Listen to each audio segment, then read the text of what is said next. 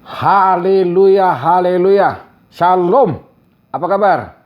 Hari ini kita akan masuk dalam program 5 Minute to God Present. Kita akan berbicara mengenai fokus iman menjadi seperti Kristus. Nah, kita ngambil dalam pembacaan dalam Roma pasal yang ke-8, 29 dan 30, demikian firman Allah.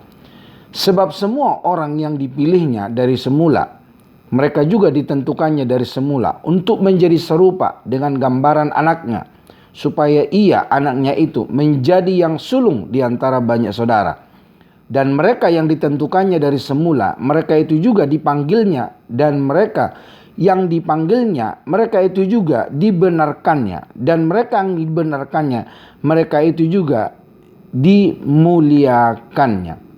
Nah, Bapak Ibu saudara-saudaraku Kristus Tuhan, kita yang dipanggil oleh Tuhan, dipilih oleh Tuhan, ditentukannya dari semula untuk menjadi serupa, segambar dengan Kristus.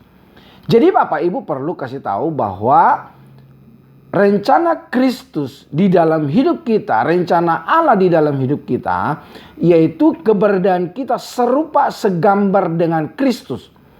Karakternya Kristus, tabiatnya Kristus, wataknya Kristus ada di dalam hidup kita.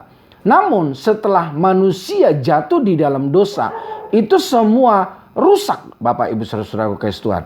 Nah, itulah sebabnya ketika Tuhan memanggil kita menjadi umat pilihannya, menjadi orang yang percaya kepadanya, kita dipilihnya, ditentukannya untuk apa? Serupa dengan gambaran anaknya. Dan juga kita ditentukannya dari semula, dipanggilnya. Untuk apa saudara? Dibenarkannya. Nah, Bapak Ibu saudara-saudaraku Kristus Tuhan, jadi perlu kita menyadari sebagai orang percaya bahwa kita ini dari begitu banyak manusia, kita khusus dipanggil oleh Tuhan menjadi umat kepunyaannya. Misalnya di dalam Petrus berkata bahwa saudara dan saya adalah umat pilihan Tuhan, imamat rajani, kepunyaan Allah. Jadi dari begitu banyak manusia, begitu banyak suku, saudara dan saya dipanggil, dipilih, ditentukan oleh Tuhan menjadi serupa dan segambar dengannya. Misalnya handset yang saya pakai ini, banyak handset yang sama, yang serupa, satu jenis di toko-toko sana. Tetapi handset yang satu ini Bapak Saudara, khusus saya pakai untuk memberitakan Injil. Khusus saya pakai untuk kebenaran firman Tuhan.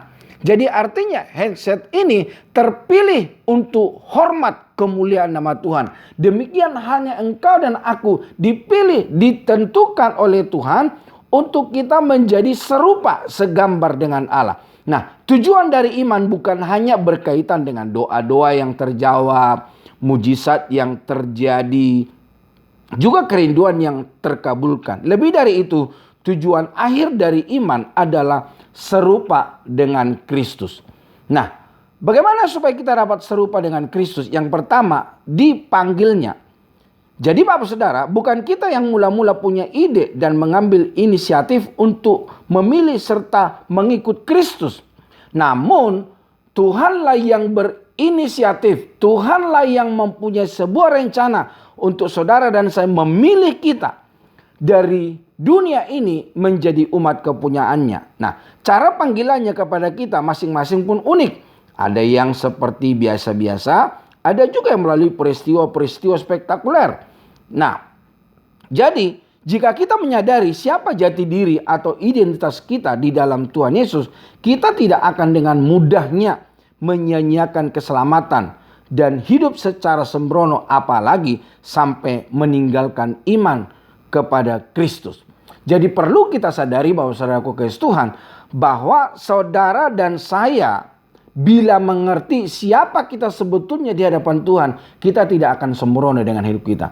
Kita akan memelihara hidup kita dengan baik, cara bicara kita dengan baik, hidup kita serupa dan segambar dengan Kristus. Bukankah di dalam Kejadian pasal 1 ayat 26 dan 27 berkata begini, baiklah kita menjadikan manusia menurut gambar dan rupa kita, supaya mereka berkuasa atas ikan-ikan di laut dan burung-burung di udara, dan atas ternak, dan atas seluruh bumi, dan atas segala binatang melata yang merayap di bumi.